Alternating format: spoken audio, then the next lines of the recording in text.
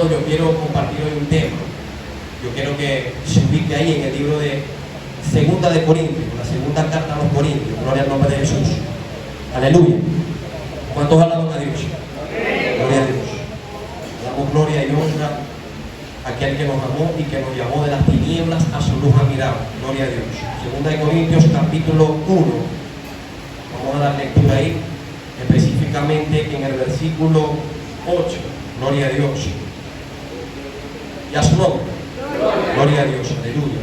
Cristo vive. Cristo viene pronto, hermano. Cada día se acerca más su venida, porque los hechos nos están diciendo todas esas cosas. Gloria a Dios.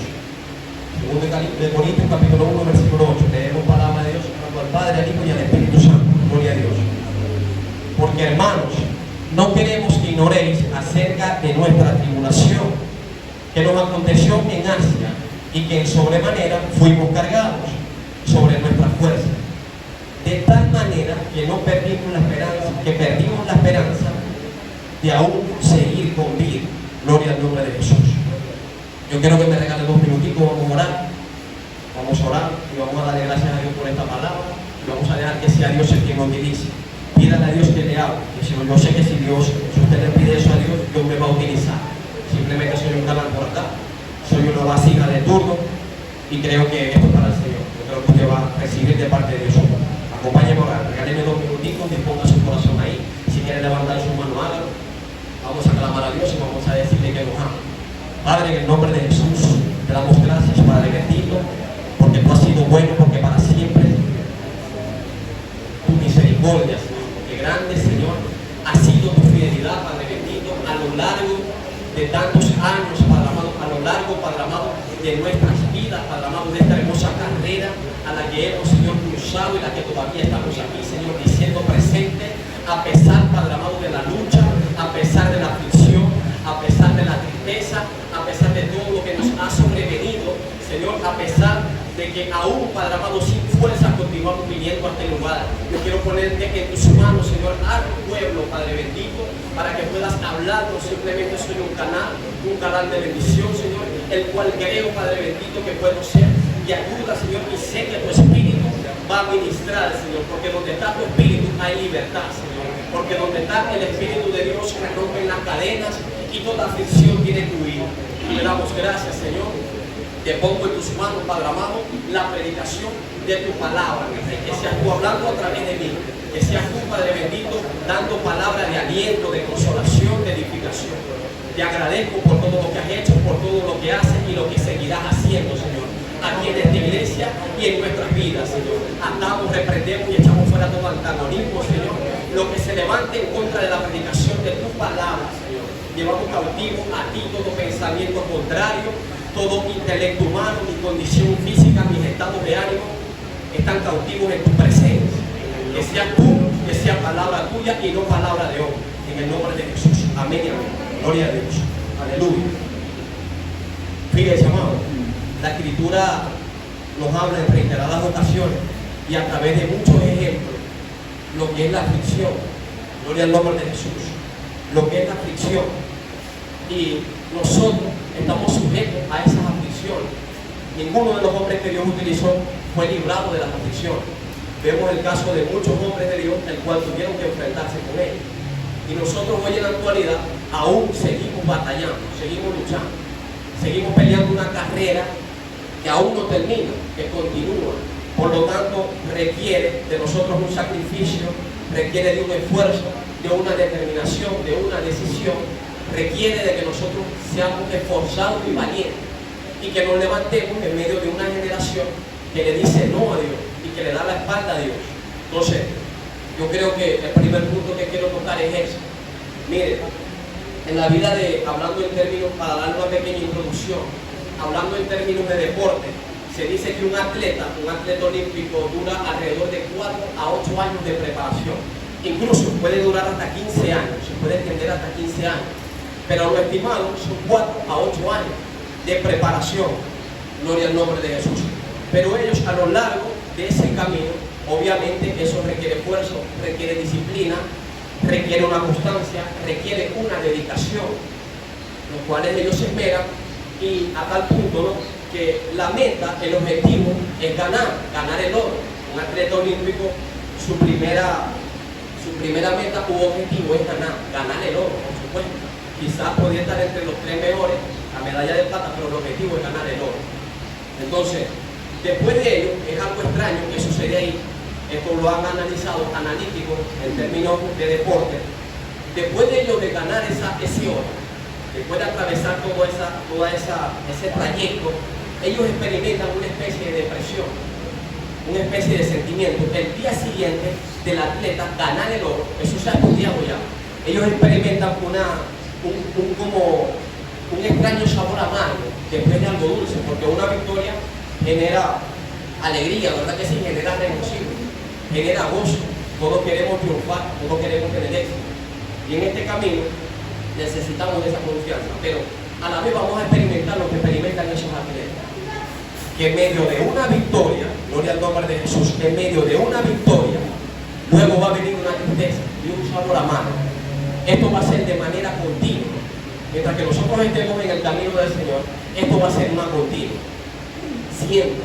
Después de muchas victorias, nosotros nos vamos a encontrar en una posición de tristeza, en una posición de desánimo, en una posición donde ni nosotros mismos nos entendemos, porque muchas victorias nosotros hemos alcanzado, ¿verdad que sí? A nivel personal usted ha alcanzado muchos éxitos, y a lo largo de su vida ministerial, de su vida como cristiano, sé que Dios le ha dado respuesta y le ha dado victoria en medio de muchas circunstancias. Y un ejemplo sencillo está esta introducción, lo que es del atleta y lo que somos nosotros, porque creo que también somos atletas, pero corremos una carrera espiritual. Estamos corriendo esa carrera. Requiere de constancia, requiere de esfuerzo. Mira que te mando que te esfuerces y que seas valiente. No temas ni desmayes, porque yo estaré contigo. Esas son palabras que vienen de Dios. Esas son palabras poderosas y que nosotros tenemos que apoderarnos de esa palabra y hacerlas nuestras, porque ciertamente Dios nos ha permitido ver muchas victorias, pero después de todas estas victorias viene un momento amargo. Por eso yo le voy a titular a este mensaje las aflicciones de Pablo, porque él, como tantos muchos hombres que Dios utilizó, sufrieron, padecieron, tuvieron esta sensación que tuvo ese atleta. Gloria al nombre de Jesús. Y fíjense, la Escritura dice en Juan 16:33, si mal no recuerdo, que muchas son las aflicciones, que en el mundo tendremos aflicciones, pero confía que yo he vencido al mundo. Él es el que lo está diciendo. Ya él en un momento venció. Y fue un hombre que yo, antes de poner cualquier ejemplo, incluso antes de empezar a desarrollar el mensaje, porque le he dado ejemplo aquí en la vida del apóstol Pablo, en una de sus 13 cartas, lo que llaman las cartas paulinas, pero antes de yo dar ese ejemplo, yo necesito dar un ejemplo que es el ejemplo de ejemplo, y no podemos pasar por alto. El profeta Isaías, en el capítulo 53, hace 700 años atrás, antes de la venida de Cristo, profetizaba, daba una palabra y daba las características que vendría un hombre. Ya Isaías profetizaba 700 años antes de Cristo, ya él daba una profecía y él dice: ¿quién ha creído a nuestro anuncio? ¿Y sobre quién se ha manifestado el brazo de Jehová? Subirá cual renuevo, como raíz de tierra seca.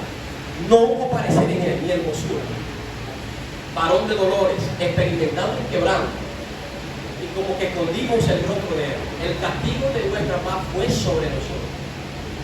Muchas fueron las aflicciones. Él presenta a Jesucristo, nuestro ejemplo número 1 a seguir, porque creo que por eso estamos aquí, porque él nos dejó una pizarra, la cual nosotros estamos siguiendo. Y creo que es el mayor ejemplo al hablar de lo que trata de aflicción, de lucha, de descrédito, de desprecio, porque en la vida de Jesús nos damos cuenta todo lo que nuestro maestro sufrió, lo que padeció, a lo que se enfrentó en esta tierra, lo cual en ninguno de nosotros estamos exentos. Todos tenemos que pasar por esa aflicción. Él la pasó. Jesús fue un hombre que fue con el título, fíjense el título, varón de dolor, experimentado en quebranto. Esto derriba todos los argumentos que han querido poner hoy en día en cuanto a un falso evangelio, a un evangelio que te pintan sin padecimiento, sin abnegación, sin cruz, sin ningún tipo de problema, el cual es totalmente falso, porque la Escritura me habla claro que Jesús padeció, Y tal como Él padeció, tal como padecieron sus hombres, a los que Él utilizó en gran manera, incluso la mayoría de los profetas, todas esas aflicciones sobrevenían sobre nosotros. Tendrían que ser. Y estamos ahorita todavía sufriendo todas estas calamidades, todas estas aflicciones. Yo creo que ninguno de aquí escapamos de todo esto. Todos tenemos aflicción, pero hay una palabra clara. Nosotros tenemos que confiar porque ya nuestro maestro venció. Y si Él venció, yo creo que todos nosotros vamos a vencer.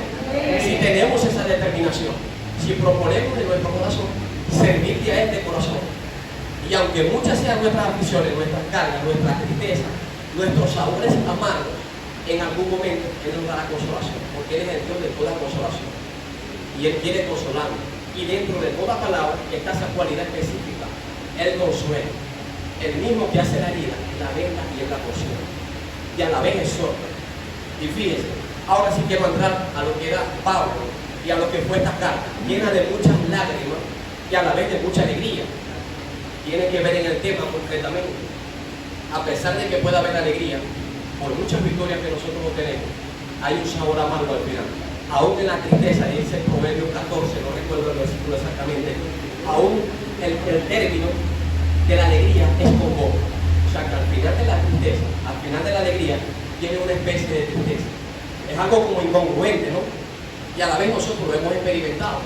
¿En qué sentido? A veces nos vamos de acá de la iglesia y nosotros salimos gozosos. Yo a veces no voy gozoso. Pero en el transcurso del camino, a veces el enemigo te sugiere o te planta una semilla ahí. Incluso, si puedes llegar a la casa bien, aún en la casa se te levanta el enemigo. Un problema. Y uno va saliendo de la iglesia, ¿no? Y uno va feliz, uno va contento. Pero aún, al uno llegar a la casa, una lucha. Entonces uno cae como en una especie de depresión. Lo que presentaba el atleta, ahí en la manera introductoria. Entonces Pablo había alcanzado una victoria. Dentro de estas 13 cartas, yo creo que es la única. Yo creo que más ninguna otra carta, él se muestra. O sea, él abre una ventana a su corazón, el cual él se muestra abiertamente y demuestra su aflicción.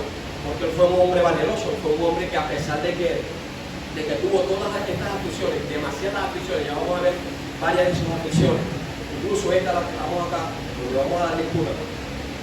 Pero a pesar de todas esas aflicciones, él continuaba su camino, él continuaba siendo fiel, él continuaba siendo leal, él continuaba sirviéndole a Dios a pesar del padecimiento. Y yo creo que eso tiene que estar en nosotros a diario, porque a diario vamos a padecer, y tiene que haber en nosotros ese deseo de seguir adelante, de seguir luchando, porque esta carrera no es fácil. Por algo se dijo que el evangelio era para valientes. Esto no es para cobarde, porque valiente es decirle que no al pecado. Valiente es ir a la iglesia aun cuando tienes situaciones en tu casa, aun cuando tienes desánimo, aun cuando tienes aflicción. Eso es valentía, eso es determinación, eso es constancia y eso le agrada a Dios. Y el apóstol se enfrentó con todas estas cosas y había obtenido una victoria. Fíjense, en esta carta, en el capítulo 4, en el capítulo 7, versículo 5, vamos a leer del 5 en adelante, el encabezado, 2 Corintios 7, versículo 5, gloria al nombre de Jesús. El encabezado, fíjense cómo dice el título: regocijo de Pablo al arrepentirse en los Corintios. Había experimentado un gozo, había experimentado algo bonito, eso que se siente cuando uno le predica aún a sus familiares, y sus familiares pueden ser solícitos a la voz de Dios. En este caso, él predicaba a la iglesia de Corinto, que era una iglesia bastante fuerte. Incluso utilizó un lenguaje, o sea, la manera de soltarlo fue bastante dura, fue bastante fuerte. Fíjense cómo dice: porque cuando vinimos a Macedonia, ningún reposo tuvo nuestra carne. Antes de todo, fuimos atribulados de fuera, contiendas de dentro y temor. Gloria a Jesús. Mas Dios, que consuela a los abatidos, nos consoló con la venida de Tito. Había experimentado un gozo, porque había recibido noticias de Tito. Dice, y no solo con su venida, sino también con la consolación con que él fue consolado de vosotros, haciéndonos saber vuestro gran deseo, vuestro llanto, vuestro celo por mí, para que así yo más me regocijara. Gloria al nombre de Jesús. Fíjense, allá había una victoria. Porque a pesar de que en la primera carta él había sido muy duro con él, porque en la primera carta él exhorta sobre varios problemas que estaban sucediendo en esa iglesia: inmoralidades sexuales, problemas en el matrimonio, desórdenes con los dones que Dios había entregado y una serie de cosas que venían pasando. Y él estaba en la tarea de exhortar. Y al parecer toda exhortación a primera instancia no es causa de gozo. A nosotros no nos gusta que nos exhorten. A mí personalmente no me gusta. A todos, pero nos tiene que gustar, ¿no? Pero a todos se nos tiene que exhortar. Porque a veces tomamos decisiones y tomamos caminos que no son los correctos. Y tiene que haber un hombre de Dios que exhorte, que condene el pecado. Obviamente, si todos decaemos, todos los días nosotros, aún incluso en una pequeña mentira, nosotros nos convertimos en pecadores. Pero esto no lo podemos utilizar de excusa para seguir en el error. Y si hay una de las cosas que a mí me gustaba de Pablo, era que él se interesaba, él se preocupaba. A pesar de que en un tiempo pasado fue un genocida, yo no sé cuántos cristianos mató, pero lo cierto fue que mató muchos cristianos. Pero él, después de que se encontró con Jesús, él vino a ser una nueva persona. La soberbia se cayó. Dios no tuvo que tumbar ese caballo de soberbia que el hombre tenía, porque el hombre tenía muchas de el hombre tenía muchas capacidades y muchos dones, pero lo utilizaba para lo malo. Era un hombre que tenía mucha valentía, pero no estaba en los caminos del Señor. Y Dios tuvo que tener un encuentro con él. Y Dios tiene que tener un encuentro con nosotros. Este hombre fue utilizado en gran manera. Él ya no era el mismo Pablo. Y luego él viene y se preocupa. Vemos un Pablo que se preocupa más por la iglesia. No solo por la iglesia de Corinto, por la iglesia de Efeso, por la iglesia de Gálatas, por todas esas iglesias las cuales él había fundado y la cual ya había dejado gente ahí encargada, líderes, el cual tenían que velar por esas instrucciones que él le había dado. Pero había una preocupación en él. Él quería que eso marchara. Él quería que la sana doctrina se mantuviera. Y yo creo, y no es para vanagloria, no, pero yo creo que esta es una de las iglesias que se ha conservado en lo que es doctrina de la manera más sanita posible. Hemos tenido una sana doctrina. Gracias a nuestro pastor que siempre nos ha instruido en reiteradas ocasiones y nos ha dado pues esa comida sana, porque todos necesitamos ese alimento sano. Y Pablo era un hombre que se interesaba por eso. Había obtenido una victoria, pero conforme obtuvo esa victoria, obtuvo también una especie de desánimo. ¿Por qué? Porque no había recibido información de ti. Y a pesar de que había sido duro, quizás pasaba por su mente muchas cosas. Y una de ellas quizás era dejar todo botado. Y quizás yo diría, lo traté muy duro, fui muy severo con él. Quizás no tendré respuesta o no serán solícitos, pero luego después él obtuvo el apoyo, él obtuvo el respaldo de los corintios y se volvieron a Dios. Ellos se convirtieron. Y esto es de alegría, porque dice que cuando un pecador se arrepiente, hay fiesta en los cielos. Dios se contenta cuando hay un alma que se salva, y ahí había muchas almas que iban a ser salvas a través de la predicación de la palabra. Y yo creo que la iglesia en este tiempo fuimos llamados a eso, a rescatar lo que se ha perdido, a dar una palabra a tiempo, fuera de tiempo, y a no ocuparnos, porque siempre prevalezca una sana doctrina y prevalezca siempre la obediencia a Dios. Gloria a Jesús, aleluya. Cristo vive, hermano. ¿Cuántos pueden alabar a Dios? Gloria a Dios. Aleluya. Entonces, fíjense, hermano. Aquí hay muchos puntos que me gustaría tocar, pero voy a tratar de ser lo más breve, ¿no? Fíjense, Eclesiastés capítulo 7, versículo 14, nos habla claramente, el proverbista dice que así como viene un día bueno, también viene un día malo. Todos nosotros tenemos que enfrentarnos con las dos posiciones. Quizás Dios en muchos momentos nos ha dado momentos de felicidad, de abundancia, de muchas otras épocas quizás gozamos de muchas cosas bonitas, mucha abundancia. Pero tanto una cosa como la otra provienen de Dios. Lo bueno y lo malo provienen de Dios. Él es el que lo aprueba. Total, tenemos que aceptar los momentos malos, los momentos de aflicción, aunque no nos guste, tenemos que aceptar. Tiene que ser así, porque eso proviene de Dios. No podemos cuestionar a Dios, no podemos pelear con Dios porque nos está yendo mal, porque de repente las cosas no están marchando como nosotros queremos, sino que tenemos que recordarnos de las aflicciones de las cuales Él ya nos habló. Es algo poderoso, porque sabe, en esos momentos de calamidad, del día malo, cuando estamos pasando por el valle de sombra y de muerte, para nosotros no es causa de gozo, porque es algo como incongruente. ¿Quién se goza cuando no tiene nada en la nevera? ¿Quién se goza cuando tiene problemas en el hogar? ¿Quién está gozoso cuando la familia, cuando el matrimonio está destruido, está irremediablemente roto? ¿Quién puede alabar a Dios? ¿Quién puede cantar una alabanza cuando sabe que tiene muchas luchas y aflicciones? Eso es como difícil, ¿verdad que sí? Pero el poder radica en Dios. Él es el que da el gozo, Él es el que da la fortaleza, Él es nuestra ayuda, nuestro amparo y nuestro socorro. Y en esos momentos nosotros tenemos que mantener una actitud muy humilde y reconocer que lo que estamos pasando viene de Dios, quizás con algún propósito. Obviamente nosotros tenemos que ser garantes de que ese padecimiento, como dice Primera de Pedro, vamos a Primera de Pedro capítulo 4 versículo 12, tenemos que ser garantes de que esos padecimientos vengan de parte de Dios y haciendo lo bueno. Porque si hacemos lo malo, obviamente es una decisión que nosotros estamos tomando. Y van a venir consecuencias, porque el pecado trae consecuencias. Mientras que yo quiero vivir una vida a espaldas de Dios y quiero hacer mi voluntad y quiero seguir pecando porque me agrada pecar, o quiero seguir haciendo todas las cosas que a Dios no le agrada y que yo sé que están mal, pero que de manera continua me vuelvo practicante de esas cosas, van a venir aflicciones. Y esas aflicciones no van a venir de parte de Dios.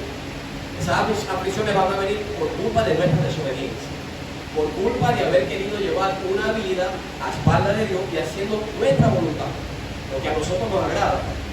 Entonces, 1 Pedro capítulo 4, 12, un poquito más adelante, dice: si ustedes parezcan haciendo la voluntad de Dios, parezcan como cristianos, porque esto es aprobado por Dios. Gloria a Dios. Amados, yo creo que más adelante vamos a leer el versículo 15, gloria a Dios. El 14 dice: si sois vituperados por el nombre de Cristo, sois bienaventurados, porque el Espíritu de gloria y de Dios reposa sobre vosotros. Cierto, según ellos, y Él es blasfemado, mas según vosotros, Él es glorificado. Cierto. Gloria a Dios. Así que ninguno de vosotros parezca como homicida, o ladrón, o malhechor, o por entremeterse en asuntos ajenos.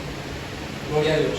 Pero si alguno padece como cristiano, no se avergüence, antes glorifique a Dios por él. Si estamos padeciendo, haciendo lo bueno, si estamos padeciendo como cristianos, glorifiquemos a Dios, démosle gracias a Dios. Así como está ese día malo, en algún momento, Él del día malo va a sacar algo bueno y te va a dar la victoria. Pero es cuestión de uno identificar. Nosotros identificamos cuando hay cosas que provienen de Dios. Nosotros sabemos cuando Dios nos está metiendo en un consejo. Y a la vez, Él colocó una conciencia en nosotros.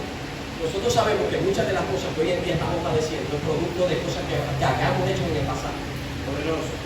De brechas abiertas que pueden estar ahí. De cosas que pueden ser de manera continua un impedimento que te haga gozar de la bendición de Dios. Obviamente, teniendo en cuenta que hay un día malo, aún haciendo lo bueno, tenemos un día malo, tenemos que enfrentarnos con ello. Y hasta que nosotros no estemos en este plano terrenal, nos vamos a tener que enfrentar, nos guste o no nos guste.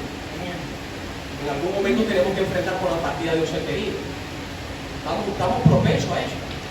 Pero así como nosotros pasamos por diversos padecimientos, como dice el capítulo 1 de 2 Corintios, dice que así como nosotros estamos sujetos a esos padecimientos, los mismos padecimientos que una vez tenemos, el día de mañana nos van a servir para consolar a un familiar o a otra persona que también está siendo pasada o procesada por esas pruebas. Entonces es necesario, a través de todas esas cosas que pasaron, nosotros vamos a tener la valentía. Yo tuve una pérdida, yo sé que ustedes han tenido pérdidas familiares, y yo sé que en algún momento otros hermanos han padecido lo mismo. Luego nosotros, ya llenos de fortaleza, llenos de la consolación que viene de Dios, ya nosotros podemos darle palabra a ellos. Después de nosotros tener una escasez tremenda, ya nosotros podemos darle una palabra a aquel que está pasando un momento crítico a nivel económico, porque ya Dios nos permitió pasar por eso. Y yo creo que Dios nos permite pasar por esos valles de sombra de muerte, por esos desiertos, para que nosotros aprendamos. Es necesario que vengan persecuciones, pruebas, que te engañen, que te humillen, que te calumnien, que te critiquen por ser cristiano, que no te vayan a estar criticando porque te estás entremetiendo en la gente, en lo malo, en cosas que no tienen que estar. Porque el cristiano sabe lo que tiene que estar. El cristiano sabe que tiene que estar continuamente buscando de Dios, nutriéndose de su palabra, llenándose. Cada vez que tenemos la oportunidad de entrar acá al templo, el que viene con la disposición de recibir va a recibir algo. El que viene con una expectativa, o que viene con cualquier tipo de malicia, quién sabe, crítica, quién sabe cualquier, vamos a ver qué tal, vamos a ver. O sea, todas estas cosas a veces son impedimentos para que la gloria de Dios y la consolación de Dios llegue a nuestra vida. Nosotros tenemos que ser conscientes de que al entrar por esa puerta, nosotros tenemos que recibir fortaleza de Dios. Si estamos dispuestos a recibirlo. Porque esto es un hospital espiritual. Aquí muchos de nosotros venimos turbados, cansados. A veces no nos provoca ser cristianos. Yo lo digo con mucha honestidad y yo sé que a usted le ha pasado.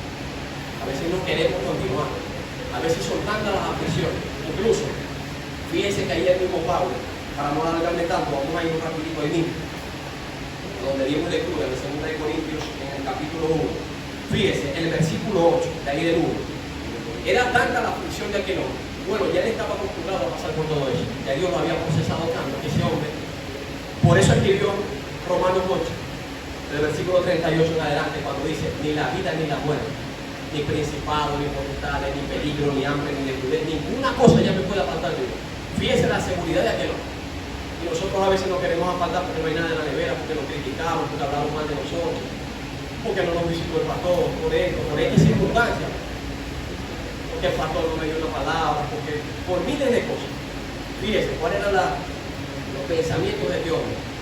Que en circunstancias muy terribles, fíjense, porque hermano, no queremos que ignoréis acerca de nuestra tribulación, fíjense, nuevamente tribulación, que nos aconteció en Asia y que sobremanera fuimos cargados sobre nuestra fuerza, de tal manera que perdimos la esperanza aún de seguir con vida. Yo no sé cuándo le ha pasado que ha perdido la esperanza aún de seguir viviendo, como que entra un espíritu depresivo, como que es una malicia del enemigo que dice no vale la pena. Todas esas alegrías que Dios nos ha permitido tener, a veces nos encontramos con una posición, con una amargura que nos dice no vale la pena. Lo que has hecho en el Señor no vale la pena. El diablo te viene y te sugiere y te habla y te dice que no vale nada, te dice que no lo vas a lograr, que no puedes, que tú no estás capacitado para eso. Ministra insuficiencia, ministra miedo, ministra temor. Yo no puedo, yo no sé. Lo que le pasaba a Jeremías, yo soy un niño, yo no sé hablar, yo no sé predicar, yo no sé, a mí me da pena, yo no puedo hacer esto. Fíjese, yo en algún momento padecí de eso, ese miedo, pero con ayuda del Señor yo pude superar eso y entendí que era valioso en las manos de Dios. Cada uno de ustedes tiene muchos talentos y dones que son valiosos, y aunque el enemigo quiera ministrar tristeza, aunque el enemigo te quiera decir que tú no puedes, que tú no vas a poder, que eso no es para ti, que no puedes con eso, que eso es demasiado grande, tú tienes que agarrar fuerza, tú tienes que llenarte de Dios y tú tienes que decir sí puedo, porque tengo dones. Incluso antes de ser fecundado en ese hombro, tuvimos una batalla tremenda, y ante millones nosotros pudimos ganar, nosotros pudimos salir vencedores. Quiere decir que ya Dios tenía un plan, ya Dios tenía un propósito para cada uno de nosotros. Está en nosotros atender a ese llamado y decir, venme aquí, Señor. Por algo tú me tienes con vida, por algo superamos el COVID, por algo hemos superado tanta mala gestión a nivel gubernamental, tantos flagelos, tanta hambre, tantos problemas con Venezuela, agua, la luz, miles de dificultades. Si hoy en día nosotros estamos aquí, es por algo. Si Dios te libró de la muerte, es por algo. Si Dios te ha librado de accidentes, si Dios te ha sacado de muchas enfermedades, yo creo que tú estás aquí con un propósito. Y es necesario que nosotros podamos identificar ese propósito y decir a Dios, Señor, utilízame en el área para la que tú me llamas. Gloria al nombre de Jesús. Yo creo que eso tiene que estar, eso tiene que ser una motivación para nosotros. Eso tiene que ser fe. Y la fe es un don. Tenemos que vivir por fe. Porque este camino no es por vida. Aquí muchas cosas que parecen a simple vista no son. Las matemáticas con Dios no funcionan como funcionan con nosotros. El tiempo de Dios no funciona como el tiempo de nosotros. Todo es diferente. Para nosotros 2 más 2 puede ser 4, pero para Dios puede ser lo que Él determine, porque Él es Dios. Nosotros no podemos pelear con Él. Gloria a Dios. Para dar otro ejemplo, fíjense que después de otra victoria, en el capítulo 15, si mal no recuerdo, de Éxodo, capítulo 15, había un cántico. Fíjense, nosotros muchas veces estamos cantando alabanza y luego estamos tirados por allá depresivos, estamos tirados por allá en el patio, Señor. Nos estamos gozando. ¿Cuánto le ha pasado que se han estado gozando, cantando alabanza y de repente viene como una tristeza que te abruma y una sensación como de una crisis existencial, como dice, pero si ahorita me estaba gozando, ahorita estaba tranquilo, tenía paz, estábamos gozosos, estábamos compartiendo con los hijos y de repente una tristeza. O sea, como que nada tiene sentido. Cántico de Moisés y de María. Fíjense, después de esa tremenda victoria que Dios les había dado, ellos terminaron quejándose. Fíjense cómo dice, el versículo 24, de ahí del 15. 15:24. Lo que es el enemigo cuando roba lo que Dios te ha entregado, que hay una victoria espectacular. Eso fue un hecho épico. Fíjense. Entonces el pueblo murmuró contra Moisés y dijo: ¿qué hemos de beber?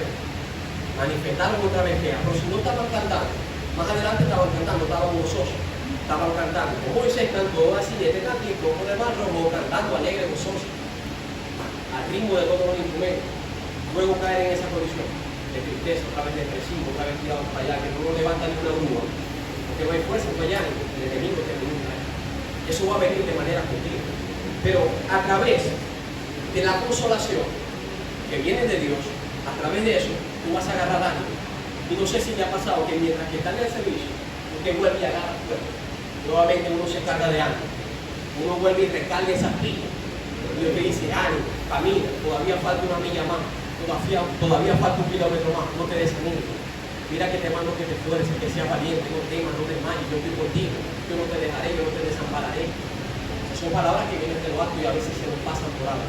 Cuando estamos hundidos ahí, en la tristeza, en esa cueva por allá tirado, donde nadie nos puede sacar de ahí, y las palabras más bonitas nos pueden enviar miles de cadenas.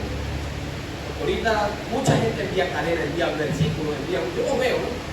Y mucha gente no practica ninguno de esos versículos. Los envían por enviado, no saben ni realmente lo que dice. Los envían, mira, a las 5 de la mañana, a las 4, a mí me llega una cadena. Habla, papá. 4 de la mañana, y no, a veces eso no causa nada. La misma tristeza sí, la misma depresión, nada nos levanta el ánimo, nada nos hace reflexionar. Solamente sabe que nos hace reflexionar y salir de ese pozo de desesperación. Y el que está allá. Pacientemente esperé a Jehová. Él me oyó, me libró y me hizo sacar del pozo de la desesperación del lobo cenagoso, del valle de sombra y de muerte. Pero eso viene cuando vamos rodillas. Porque donde está el Espíritu de Dios no puede haber tristeza. Tiene que haber 1 Tesalonicenses 5:16. Tiene que haber alegría, un gozo perpetuo. Porque la alegría no tiene, el gozo no tiene que ver nada con la felicidad. La felicidad está más condicionada por lo material y con las emociones. Pero el gozo que viene de Dios, ese no te lo roba nadie, el diablo no te lo puede robar. El gozo que tengo yo, el mundo no me lo dio, dice alabanza. Y como no me lo dio, no me lo puede quitar. La felicidad que te da el mundo va condicionada. Si se te daña el electrodoméstico, si se te daña el aire, si se te daña el carro, si perdiste la casa, si perdiste los dolaritos, si perdiste el negocio, se te cae la felicidad. Pero el gozo que viene del lugar prevalece. Otro ejemplo, ya para terminar, gloria a Dios. Otro ejemplo poderoso, Primera de Reyes, gloria a Dios. Y hay muchos más ejemplos, el profeta Jeremías, Jonás, todos ellos sufrieron, padecieron muchas cosas. Y nosotros nos quejamos por cosas sencillas, por cosas insignificantes. Nuestra lucha es porque no tenemos comida. Nuestra lucha es porque no hay $100 ahí en el bolsillo. Nuestra lucha es porque nos criticaron, porque no podemos alcanzar algo sencillo, que eso para Dios no es nada, pero Él te pide una prioridad. Buscame primeramente a mí, yo sé que te hace falta. Yo sé. Fíjense, otro ejemplo. Elías, Primera de Reyes, capítulo 19. Gloria a Dios. Versículo 4, para simplificar un poco. Todos sabemos la gran victoria que tuvo ese profeta, el profeta Elías. Tuvo una victoria tremenda. Y protagonizó una batalla épica, porque eso es lo que sucedió ahí, eso fue algo tremendo. Incluso, él había tenido una firmeza, una certeza, él había tenido una valentía, ¿no? Incluso a tal punto de llegarse a dudar de los 400 profetas. ¿Acaso se quedó dormido su Dios? Llámenlo más fuerte. ¿Acaso se está tomando un café? O sea, tuvo como esa especie de burla, por decirlo así. O sea, era un Elías que se presentaba muy seguro, ¿verdad? Y a veces nosotros estamos como seguros, y otra vez estamos como calibados, como que con miedo, como que... Fíjense lo que experimentó ese hombre. Después de haber salido de una batalla poderosa, se enfrentó con 400 brujos. Nosotros a veces nos ponemos como el brujito de al lado. Este hombre se enfrentó con 400 y con firmeza. Y a veces nosotros estamos luchando porque el de al lado nos está tirando para allá, agua encantada, ahorita hay cosas extrañas y un poco de sal para allá. Y a eso nosotros nos tiene. Y este hombre, fíjense, protagonizó esa derrota, dice. Y él se fue por el desierto, un día de camino, y vino y se sentó debajo de un enebro. Cuando analizamos lo que significa ese nombre, eso significa abatimiento. Se fue al abatimiento. Después de que se había enfrentado con esa batalla, miren, y deseando morir. Un hombre de Dios, un profeta de Dios, deseó morir. Basta ya, Dios mío, quítame la vida. No sé cuántos aquí se han deseado morir. Al llegar a ese extremo, ¿no? Dios nos guarde y nos libre. Pero sé que muchas personas ahorita se encuentran en la depresión. Y el enemigo continuamente te dice, quítate la vida, tú no vales nada. Los jóvenes están padeciendo ahorita de depresión. Eso es algo que se está moviendo. Y hemos visto casos de eso. ¿Por qué? Porque vemos videos que se han hecho virales, donde viene el muchachito y se tiran. Hace como 3 meses hubo un hombre que se subió un cableado eléctrico, una plata banda, y se tiró de ahí en unos cables. Y eso hizo una explosión. No sé si usted pudo ver ese video. Eso fue algo bastante fuerte, unas imágenes fuertes, producto de la depresión. Quizás, ¿qué estaba pasando ese hombre? A llegar al punto de decir, a desear la muerte. Y no solamente él, Job deseó morirse también en el capítulo 2. Jeremías deseó morirse también. Jonás deseó morirse. Le pidió a Dios que le quitara la vida. Yo no sé cuántas veces usted, y eran hombres de Dios, eran hombres que recibían palabra de Dios directa, eran profetas, y no profetas como los actuales, profetas verdaderos, de 400 burros. Yo creo que los profetas, pero si hay esa característica, de 400 burros. Así, yo creo de esa manera. Y bueno, fíjense ese ejemplo. Pero luego de eso, llegar y postrarse ahí en ese árbol, deseando ya, pues ya, o sea, tanto que yo he trabajado para el Señor, tanto que yo he hecho, tantas han sido nuestras pruebas, nuestras aflicciones, y seguimos igual. Y déjame decirle, hermano, le tengo una mala noticia. Quizá usted la pueda ver como mala, pero seguiremos teniendo aflicción, seguiremos teniendo padecimiento, seguiremos teniendo gobiernos malos. Que queramos, que no, que ahora sí viene la gente que vamos a hacer lo que fue antes. Sí, Dios prometió la libertad para Venezuela. Pero cuando eso suceda, la gente se va a desenfrenar de una vez. Y lo primero que van a hacer aquí en Maracaibo, en una de las ferias más como antes, pues. ¿Y qué va a hacer la gente? Va a venir a la iglesia a darle gracias a Dios, o a atribuirle milagro a Dios. ¿A dónde va a ir la gente? No todo, obviamente, no todo, pero no todos van a atribuirle la gloria a la chiniela. Que el Señor reprenda todo ese tipo de cosas. Entonces, Dios ha prometido eso. Dios ha prometido libertad para Venezuela, para nuestro país. Yo lo creo así. Pero déjeme decirle, la ayuda no está en el gobernador, en el presidente, en el alcalde. La ayuda proviene de Dios, de lo alto. Nosotros vamos a seguir teniendo pruebas. Por algo, cuando se muere la persona, uno dice, ya descansó. Ciertamente ya descansó. Cuando uno se para, que hay que buscar para el desayuno, que no hay agua, que hay que buscar para el almuerzo, que hay arroz pero no hay salado, que hay pasta pero no hay verdura, que no hay agua, que no tenemos ni mail, tenemos que pagar el internet. A veces tenemos para muchas cosas, pero para Dios no tenemos nada. Nosotros tenemos que darle a Dios lo que es de Dios. Y de verdad que, fíjese, ya terminando, ya no está terminando, me quedan 7 minutos. Gloria a Dios. Vámonos ahí mismo. A 2 Corintios capítulo 4, una de las frases y las expresiones que más me encantó de Pablo, al enfrentarse con todo este tipo de cosas. Gloria a Dios. En el capítulo 4, creo que está en el versículo 5, en el versículo 8, el encabezado de ese pasaje dice, viviendo por la fe. En este tiempo nosotros tenemos que vivir por fe. Y la fe no niega las circunstancias. Las circunstancias están, pero la fe tuya tiene que ser mayor al problema. No quiere decir que no lo vaya a acontecer, pero en ese problema tu fe tiene que estar intacta. Sí, tengo este problema, pero creo que Dios me va a ayudar a este problema. Pero creo que Dios me va a sacar de este problema. Pero creo que cuando yo abrace la nevera y empiece a proclamar el Salmo 23, Jehová mi pastor con la nevera abrazada, Jehová mi pastor nada me faltará, en lugares dedicados pastor me pastoreará, confortará mi alma, me guiará por senda de justicia. Empezamos a proclamar esta palabra. Vamos a activar la fe. Obviamente no va a venir, uno tiene que esforzarse. No voy a acostarme allá y me va a llegar la comida así como así. Por lo menos tengo que doblar rodillas, 1 hora. La gente no está orando. La gente 5 minutos y ya están dormidos. En lugar de eso, dormidos ahí. No nos vamos a caer a mentiras. Hay mucha pobreza. Y por eso hay muchos problemas dentro de la iglesia. Porque hay una falta de espiritualidad. Entonces, ya para terminar, fíjense, el versículo 8. Que estamos atribulados en todo, pero no angustiados, en apuro, pero no desesperados. Muchos apuros, muchos problemas. Pero sabe, yo he aprendido algo. Yo aprendí a ser dependiente de Dios.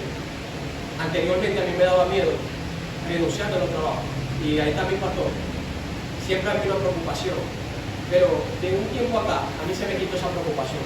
Y no quiere decir con esto que yo me vaya ya a perder en un chinchorro en la casa, a esperar que me lleven la comida. No, porque yo siempre he trabajado. Tengo muchos años trabajando. Y lo seguiré haciendo. Fíjense, pero he aprendido a depender de Dios. Y he aprendido que a través de muchas circunstancias que yo he pasado, yo puedo estar tranquilo. Usted quizás me pueda ver aquí, quizás el que no me conozca, que me vea así, está bien. De repente no veo unos zapatitos ahí más o menos. No se ve tan deteriorado, tan nada, deteriorado, cansado. Todavía está bien para la foto, se ve ahí. Pero nadie sabe lo que hay en la casa. Nadie sabe la lucha, nadie sabe la prisión, nadie está detrás de lo que representa un hombre de Dios, una mujer de Dios. Nadie sabe lo que está detrás de su problema. Lo que usted tiene en su casa. Todos nos enfrentamos con eso. Pero yo he aprendido a estar tranquilo. Y eso no es mío, eso proviene de Dios. Aunque yo sigo siempre una persona mansa, y creo que usted también tiene que ser una persona mansa. Y aprender que en el día malo, Dios lo está haciendo por algo y proviene de Él. Y yo he aprendido a depender de Dios. A pesar de que estaba atribulado, yo estaba angustiado. En apuro, pero no desesperado. Mantenga la calma, hermano. Sí, el problema va a estar. Pero la diferencia, la gran diferencia que tiene que hacer usted con él es mantener la calma. Hay gente desesperada, hay gente que sale corriendo por aquí, por allá, buscando cobre donde no hay. Si no hay, no hay, mismo que lo oraría Dios, doblado en rodillas. Comprar un paquete de harina, hacer unas empanaditas y salir a venderla. Cualquier cosa, pedirle a Dios, Dios mío, no tengo nada, no tengo ni medio, no tengo ni un dólar. Y a Dios le agrada la sinceridad. Y Dios sabe que tenemos necesidad de eso, pero antes de eso Dios te pide, pero da 5 minuticos, 10 minutos, media hora, métete conmigo, hace un ayunito. A veces Dios le pone a uno esa nevera vacía para que uno por lo menos medio día de ayuno, por lo menos, porque Dios ha tenido un cuidado especial de cada uno. No seamos mal agradecidos, démosle a Dios lo que es de Dios y luego Él nos dará lo que Él tiene preparado para nosotros. Yo creo que eso tiene que venir, pero cabe destacar lo que decía el apóstol.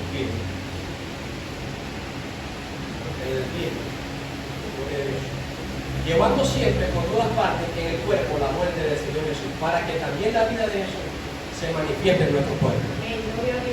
Lo mismo que padeció Jesucristo, los mismos azotes, la misma aflicción, la misma lucha, nosotros tenemos que pasar por ese proceso. Siempre va a estar. Y yo de verdad que le animo a que usted recobre fuerza. Isaías 40:29. Yo doy esfuerzo al cansado y multiplicaré las fuerzas al que no tiene ninguno. Los jóvenes flaquean, caen, pero los que esperan en Jehová tendrán nuevas fuerzas. Correrán y no se fatigarán. Levantarán sus manos como las águilas. No nos cansaremos. Yo creo que Dios quiere ministrar en este día fortaleza, fuerza, ánimo. Que nosotros podamos seguir corriendo esta carrera espiritual. Porque esta carrera no termina aquí. Esta carrera termina cuando venga Cristo o cuando nos toque partir de esta tierra. Cuando nos toque partir de esta tierra, bueno, ya aquí estoy, Señor, denme aquí. He llorado, he sufrido, he padecido, ni la vida, ni la muerte, ni ángeles, ni principados, ni potestades, nada de lo que pudo venir al mundo, pudo conmigo. Porque Dios ha sido bueno, para siempre su misericordia. Nunca detenió su misericordia. Nuevas son cada día. Todos los días Dios nos da una oportunidad, levántate, si estás ahí esperando, te tengo ahí, yo sé que estás sufriendo, yo sé que estás padeciendo, yo sé que estás llorando, yo sé que a veces no tienes fuerza, pero es necesario que nos levantemos, que luchemos, porque esto no es fácil, esto es para valientes. Valiente es negarse a lo que te ofrece el mundo. Que el mundo te puede ofrecer mucho dinero, placer, cosas bonitas, atractivas, pero al final de ese camino te espera una horrible expectación de muerte y de juicio de Dios. Así que, hermano, póngase de pie, Dios les bendiga, Dios les guarde.